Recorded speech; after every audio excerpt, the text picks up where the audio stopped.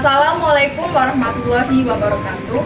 Baiklah, kembali lagi kepada kelompok 4. Di sini kelompok kami akan mempresentasikan hasil diskusi kelompok kami pada pertemuan ke-12 tentang proyeksi ortogonal dan proses Gram-Schmidt. Di sini saya Pinkan Cynthia Fridam dengan NIM A1C224036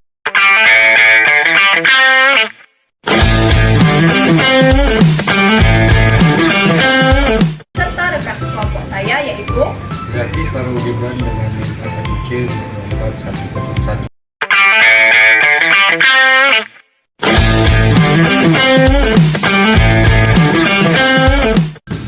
Saya Elvira Putri Ramadan dengan NIM A1C224084.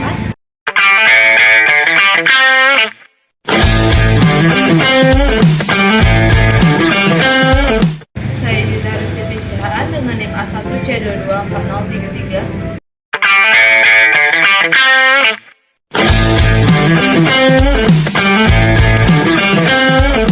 Saya Reja Sita Tantri dengan NIM A1C224010.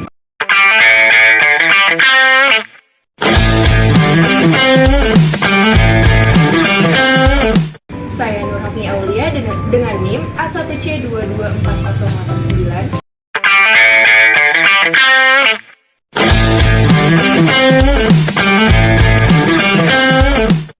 Baiklah, saya mohon kepada teman-teman untuk dapat menyaksikan dan menyimak video yang kami sampaikan.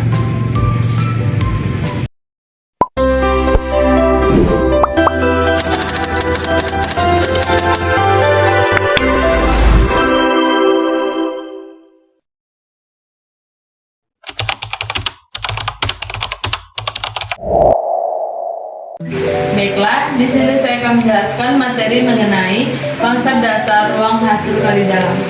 Ruang hasil kali dalam pada ruang Euclides merupakan konsep dasar yang memungkinkan kita melakukan berbagai operasi geometris dalam aljabar linear. Pada ruang R∞, hasil kali titik atau dot produk didefinisikan pada dua vektor. Yang pertama itu ada U sama dengan U1, U2 sampai UN, dan yang kedua itu ada V sama dengan V1, V2 sampai Vn, sebagai U dikali V sama dengan U1 V1 ditambah U2 V2 ditambah sampai UN Vn. Jadi melalui definisi ini atau norma suatu vektor dapat ditentukan dengan rumus. Melalui definisi ini, panjang atau norma suatu vektor dapat ditentukan dengan rumus norma vektor V sama dengan akar V dikali V. Hasil kali dalam juga memungkinkan kita untuk melakukan pengukuran jarak antara dua vektor melalui norma vektor U dikurang V. Dasar untuk menentukan dasar sudut antara dua vektor, kita menggunakan persamaan yaitu U dikali V sama dengan norma vektor U dikali norma vektor V cos theta. Oke, sekian materi dari saya. Untuk materi selanjutnya akan dijelaskan oleh pemateri selanjutnya.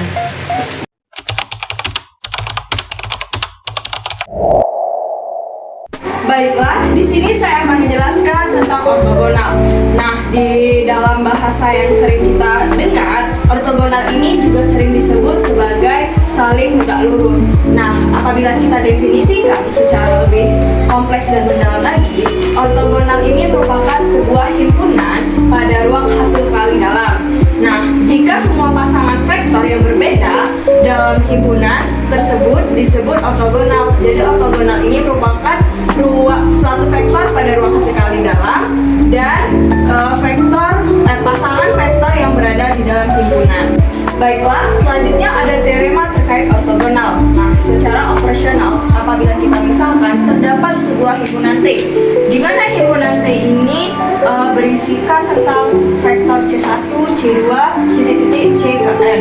Nah, T ini dikatakan ortogonal apabila CI, CJ itu bernilai 0. Jadi ortogonal ini dia harus bernilai 0.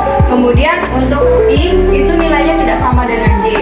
Nah, apabila I dengan norma C1 atau panjang norma itu sama dengan 1, maka disebut dengan ortonormal. Nah, jadi apabila dia bernilai 0 itu dia adalah ortogonal. Kemudian apabila dia di bawah 0 hasilnya itu bukan ortogonal, dan apabila melebihi 0 dia adalah ortonormal. Baiklah, di sini saya akan menjelaskan tentang contoh soal terkait ortogonal. Nah, di sini soalnya adalah periksalah himpunan berikut apakah merupakan himpunan ortogonal atau tidak. Nah, di sini ada dua soal di mana ada himpunan A yang dimana itu ada 1,0 terus min 1,0, dan yang himpunan kedua yang nomor 2 itu ada himpunan B 1,0 sama dengan 1,0, 0 min 1. Nah, penyelesaiannya yang pertama itu dimisalkan himpunan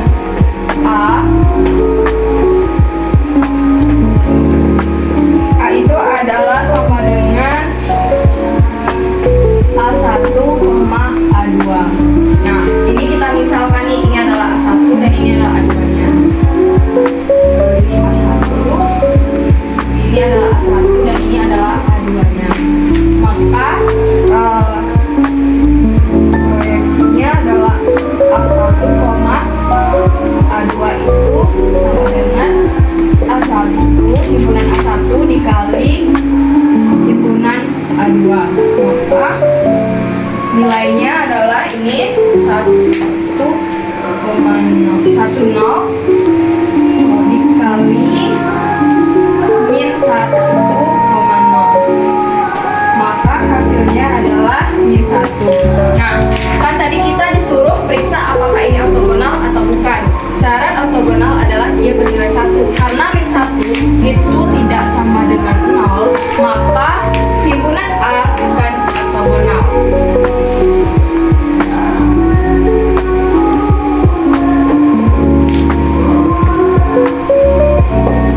Jadi hasil dari dot produknya ini A1 dikali A2 terus 1,0 dan dot produk min 1 dan 0 ini itu hasilnya min 1, maka dia bukan ortogonal karena tidak sama dengan 0. Baiklah, selanjutnya yang nomor 2 terkait himpunan B. Nah, dimisalkan himpunan B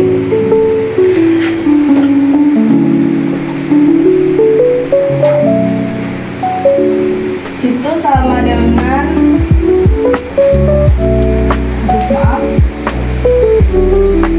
B1, B2. Maka proyeksinya B1, B2 itu sama dengan himpunan B1 dikali B2. Nah, ini 1,0 dikali 0 min 1, maka hasilnya adalah 1.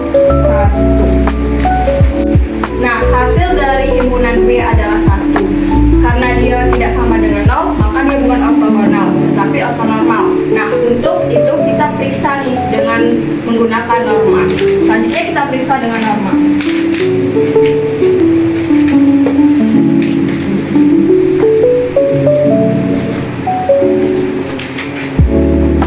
Apakah dia ortonormal atau tidak. Himpunan B1, norma B1 itu sama dengan 1,2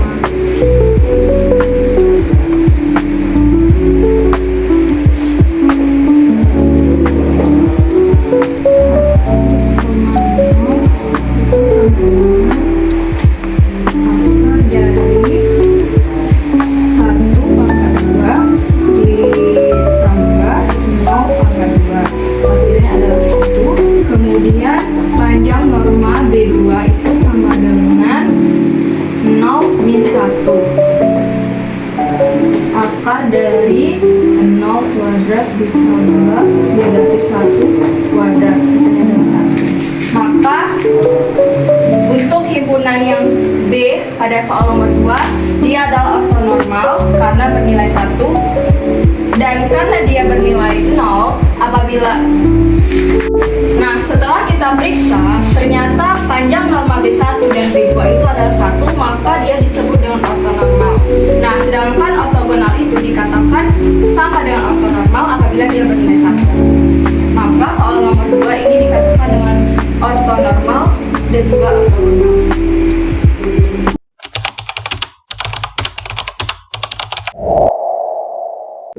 Baiklah, di sini saya akan menjelaskan tentang basis ortonormal. Nah, ortonormal sendiri adalah himpunan ortogonal yang saling tegak lurus yang mana setiap vektornya ini mempunyai panjang 1. Baiklah, di sini ada teorema 2 jika S sama dengan V1, V2 sampai dengan V3.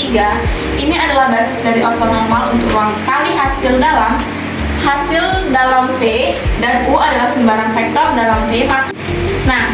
Maka vektor U sama dengan vektor U dan V1 dikali dengan vektor V1 ditambah vektor U dan vektor V2 dikali dengan vektor V2 lalu ditambah sampai dengan vektor U dan vektor Vn dikali dengan vektor Vn.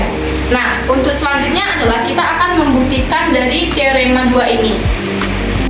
Nah, jadi di sini adalah pembuktian dari teorema 2 yang sudah saya jelaskan tadi, yang dimana karena S ini adalah basis, maka vektor U dapat kita nyatakan dalam bentuk U sama dengan K1 dikali V1 ditambah K2 dikali V2 ditambah hingga Kn kali Vn.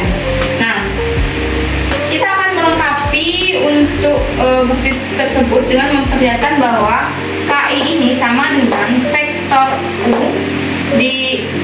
dan vektor VI dikali dengan VI. Untuk I ini adalah sama dengan 1, 2, sampai N.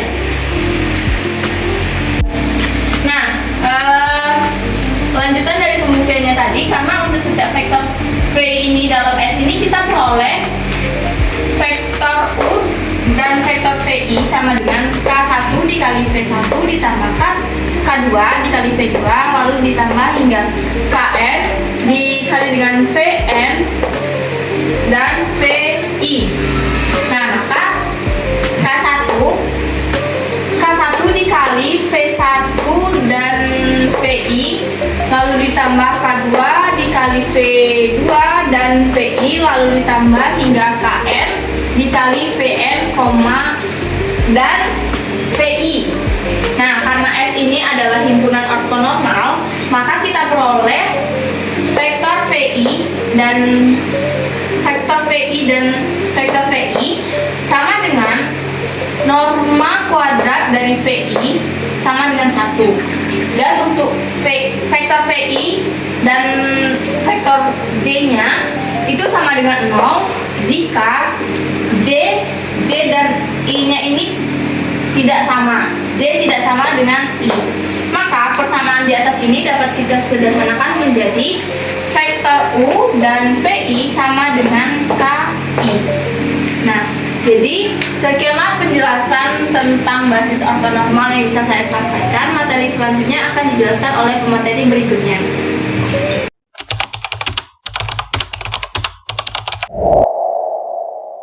Di sini saya ingin menjelaskan mengenai proyeksi ortogonal, di mana pada teorema pertama dimisalkan bahwa V adalah ruang hasil kali dalam dan V1, V2 hingga Vr itu himpunan ortonormal dari vektor-vektor V tadi.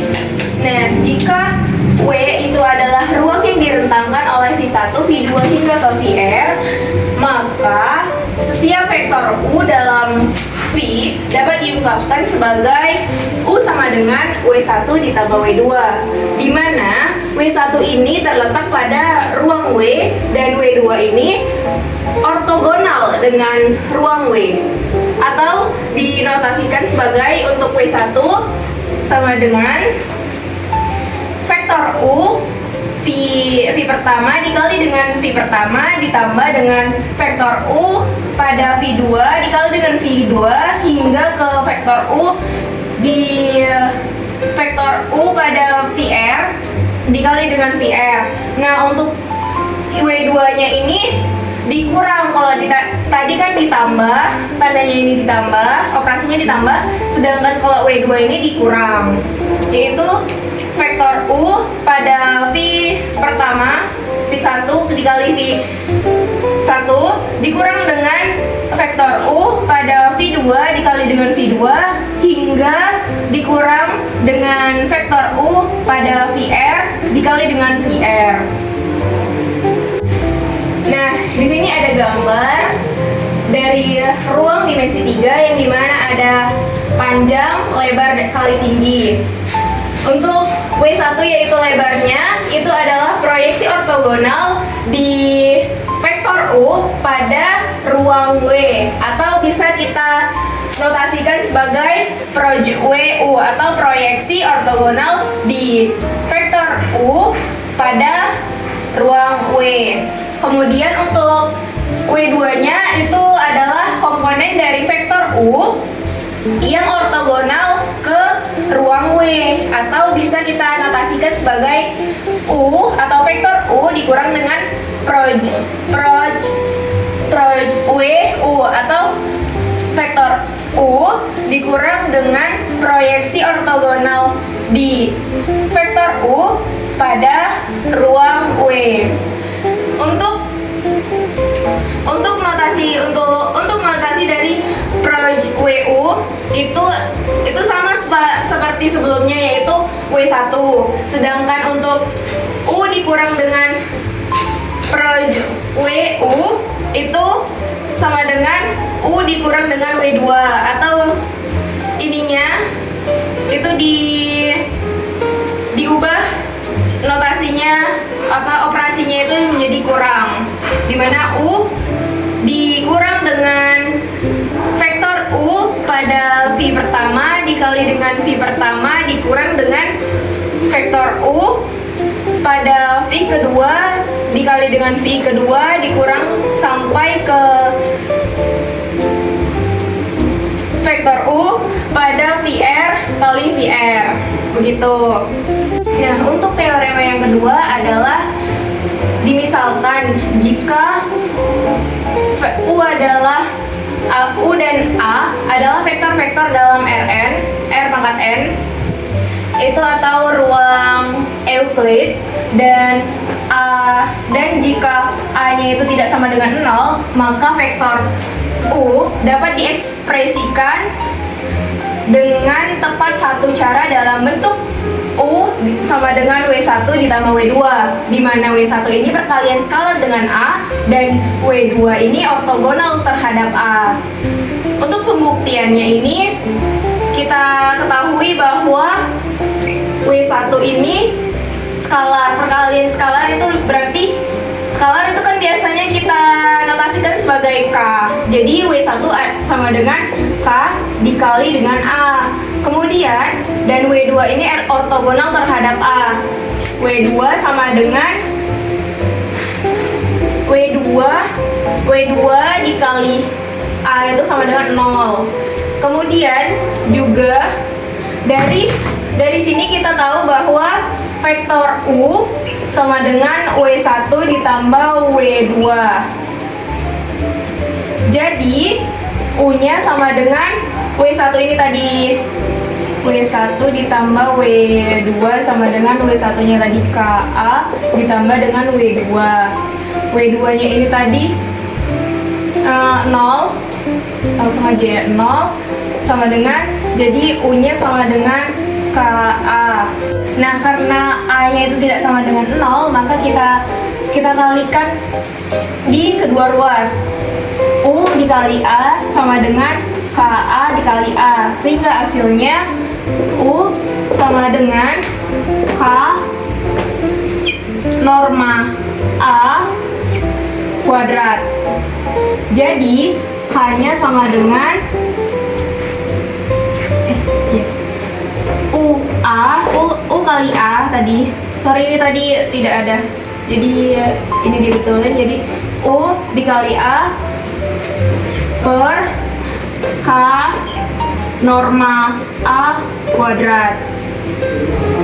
Nah, kan kita sudah tahu nilai K-nya. Sedangkan untuk W1-nya, jadi tinggal masukin, kita tahu bahwa W1 itu tadi KA Jadi karena A-nya itu tadi 0, jadi W1 sama dengan nilai K aja, yaitu U dikali A per K di... Maaf, ini ada kesalahan lagi, bahwa ini kan K bisa pindah ruas, yaitu untuk mencari nilai K ini K sama dengan UA. Di sini saya malah menulisnya lagi, jadi kita hapus. Jadi di sini ada norma A kuadrat. Jadi W1 ini U kali A dibagi dengan norma A kuadrat. Untuk W2-nya ini kita bisa tahu dari nilai ini. Kalau W1 ini kan KA udah tahu, kalau W2-nya bisa kita dapatkan dengan W2 sama dengan U dikurang dengan W1. Jadi W2-nya U dikurang dengan W1, U dikurang dengan W1-nya tadi U dikali dengan A per norma A kuadrat. Sudah. Nah, di sini ada teorema yang ketiga, yaitu teorema Pythagoras, di mana jika vektor U dan vektor V ialah vektor-vektor ortogonal dalam ruang R pangkat N atau ruang Euclid, maka panjang atau norma dari vektor U ditambah vektor V kuadrat sama dengan panjang atau norma vektor U kuadrat ditambah dengan norma vektor V kuadrat. Untuk pembuktiannya kita tahu bahwa vektor U dan V ini kan vektor ortogonal. Maka perkalian untuk U dikali V itu sama dengan 0.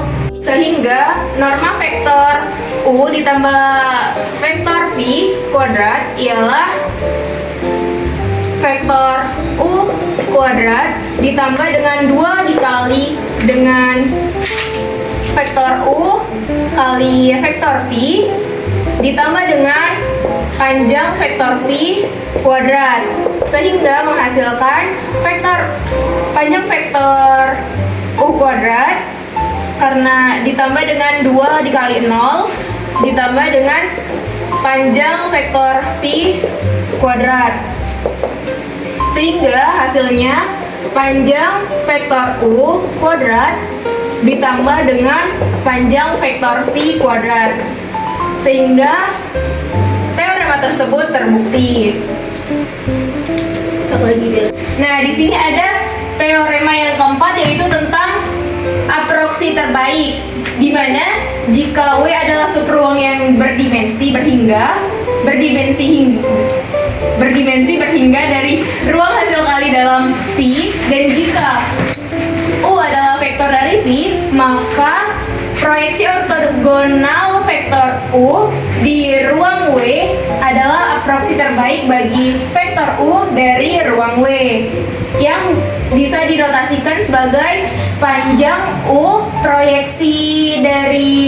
Proyeksi ortogonal dari vektor U di ruang W itu lebih kecil dari panjang vektor U dikurang dengan ruang W, di mana untuk setiap vektor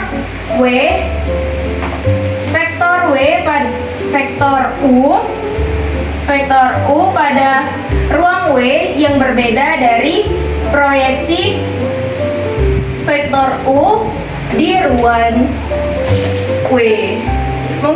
Mungkin itu saja yang dapat saya sampaikan. Saya serahkan kepada materi berikutnya.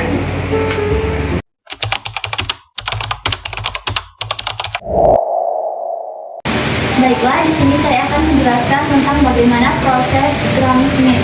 Nah, yang pertama itu proses Gram-Schmidt itu kita mengubah himpunan vektor yang bebas linear menjadi vektor ortonormal yang sudah dijelaskan oleh pemateri sebelumnya. Nah, misalnya kita mempunyai vektor yang bebas linear yaitu Q1, Q2 sampai dengan Qn. Nah, ini kita akan mengubahnya ke dalam himpunan baru yaitu U dengan U1, U2 sampai Un. Nah, caranya yang pertama yaitu kita buat vektor pertama. Vektor pertama yaitu berarti U1. U1 itu sama dengan V1. U1 sama dengan V1 yang pertama kita menormalkan dulu vektor pertama ini, yaitu dengan cara ini rumusnya. U1 sama dengan V1 per vektor dalam V1 kuadrat. Nah, yang kedua itu bangun vektor yang kedua yang ortogonal terhadap U. Ini U2.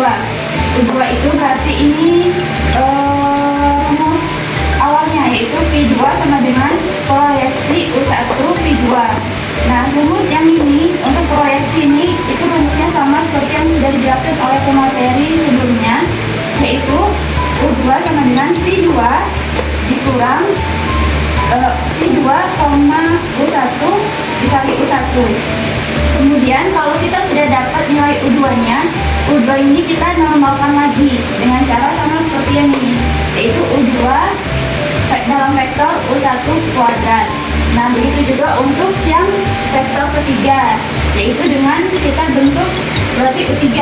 U3-nya sama dengan V3 dari proyeksi U3, U1. Jadi nanti jadinya seperti ini, terus dikurang dengan vektor 3, U2 dalam U2 gitu. Baiklah, dari langkah-langkah yang sudah dijelaskan tadi, di sini kita ringkas menjadi proses Gram-Schmidt, yaitu dengan langkah K kita misalkan UK sama dengan K dikurang jumlah dari I sama dengan 1 sampai K dikurang 1, hasil kali dalam K, UI dikali UI. Lalu dari situ kita akan memperoleh UK sama dengan K per hasil kali dalam K. Nah, kalau kita mengikuti langkah-langkah ini untuk mendapatkan UK ataupun U1, U2, U3, maka kita akan memperoleh U1, U2 sampai dengan UN yang mempunyai vektor ortogonal. Baiklah, sekian materi dari saya, kita lanjutkan ke materi selanjutnya.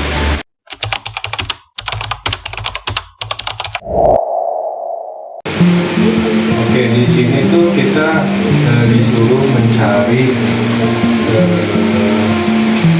menggunakan proses Gram-Schmidt untuk mengubah basis berikut yaitu U1, U2, dan U3.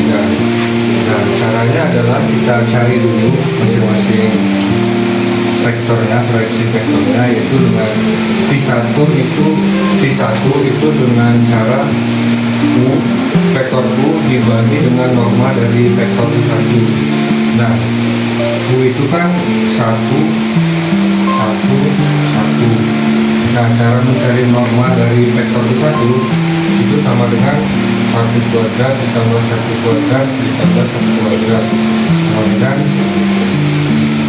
1,1,1 per akar 3. Nah, ini untuk V1. Untuk V2 kita itu cari yang namanya dulu proyeksi vektor V1 ke proyeksi. Nah, untuk V2 itu kita cari yang namanya proyeksi vektor U2 ke V1. Nah, caranya itu kita cari dulu V aksennya.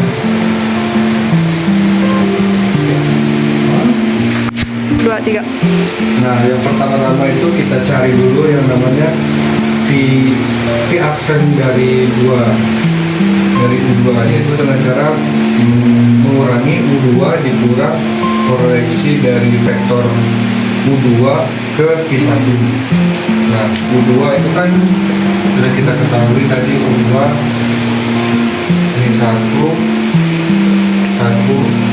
0 dikurang perkalian dari U2 dengan V1.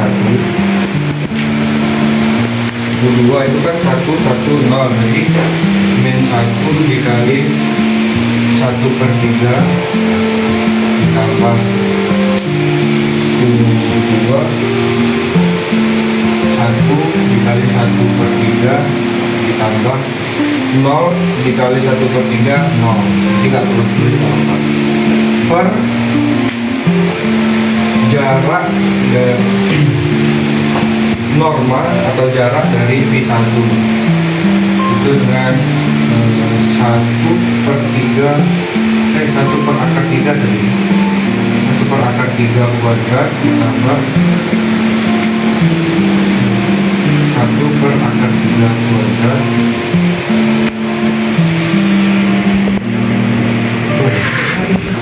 1/3 ditambah 0 kuadrat dikali dengan V1 tadi. V1 sama kita jadi min 1 0 dikurang ini kan min ditambah plus jadinya 0 dikali V1 karena dia dikali 0 jadi tetap 0 jadi hasilnya adalah min 1 1 0. Ini untuk V aksen. Nah setelah didapat V aksen kita cari V2 nya yaitu V2 tadi min 1 1 0 dibagi dengan norma dari ini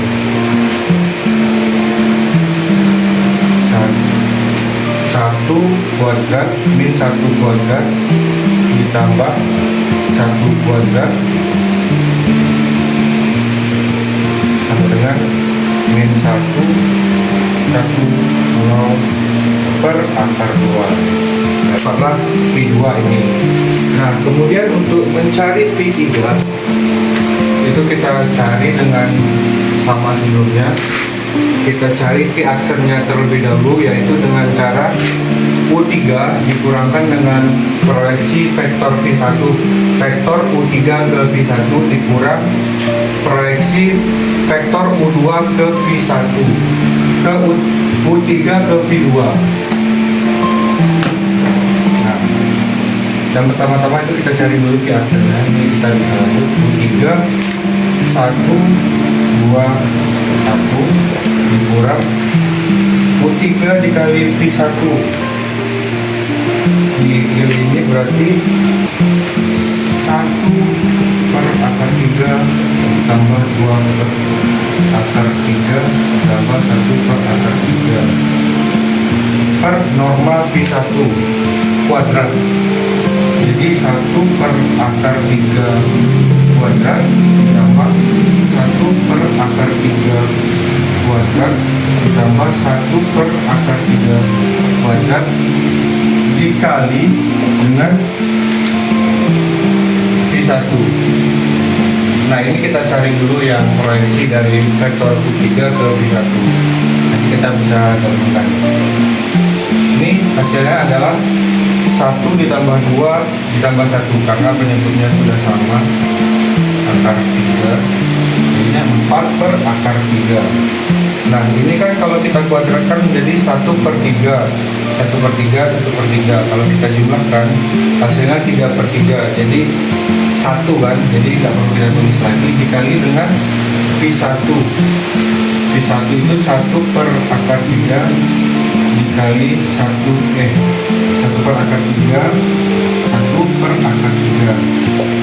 ini kita bisa kalikan menjadi 4/3 dikali akar 3 nah 1 jadi 4/3 kali 1 dengan 4/3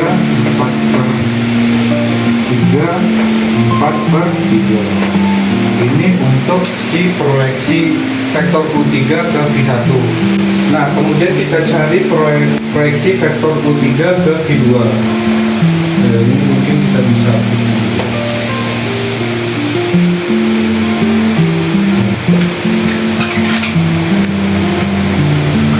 Nah itu kan U3 dikali dengan V2. U3 tadi 121 dengan V2. Jadi min 1 per akar 2 ditambah 2 akar 2 ditambah 0 dibagi dengan norma dari V2, yaitu min 1 per akar 2 kuadrat ditambah min 1 per akar 2 kuadrat. Nah, dikali dengan V2 tadi 1 per akar 2 1 per akar 2 sama 0. Nah, setelah didapat ini tuh sama aja hasilnya 1, jadi nggak perlu kita tulis lagi. Kemudian ini kita jumlahkan, jadi hasilnya 1 per akar 2 dikali dengan min 1 per akar 2, 1 per akar 2 sama 0. Nah, ini apabila kita kalikan sama yang seperti tadi, jadi hasilnya 1 per 2. Nah, maka didapatlah V1 nya tadi sama dengan 1 per 3, 1 per akar 3, 1 per akar 3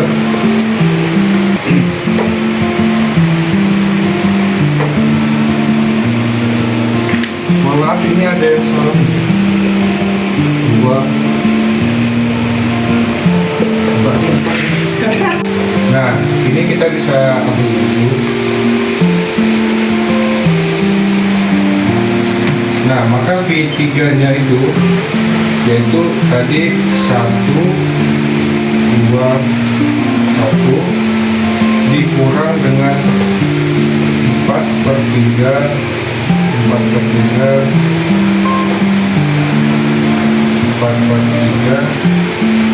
dikurang dengan tadi min 1 per 2 0. Nah, maka V3 nya 1 dikurang 4 per 3 dikurang tambah ya, tambah 1 per 2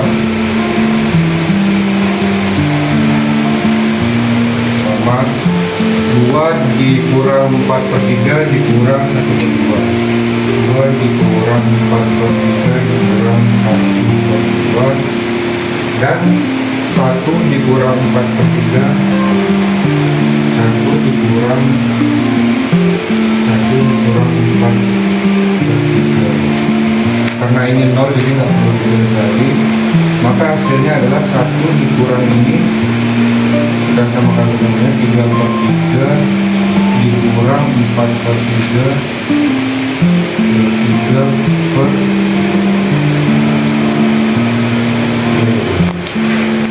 Maka hasilnya adalah 1 per 6, 1 per 6, 1 per min 1 per 3. Nah, ini V3 nya tadi. Untuk V2 tuh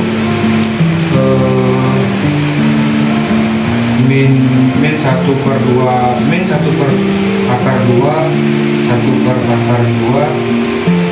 Oh, nah V1 nya 1 per akar 3, 1 per akar 3, 1 per akar 3. Mungkin itu saja yang dapat saya sampaikan. Bila ada kesalahan mohon dikoreksi. Kembali ke pelajaran selanjutnya. Baik, terima kasih kepada teman-teman yang telah menyaksikan video yang telah kelompok kami buat. Apabila ada salah mohon dikoreksi. Saya akhiri. Wassalamualaikum warahmatullahi wabarakatuh.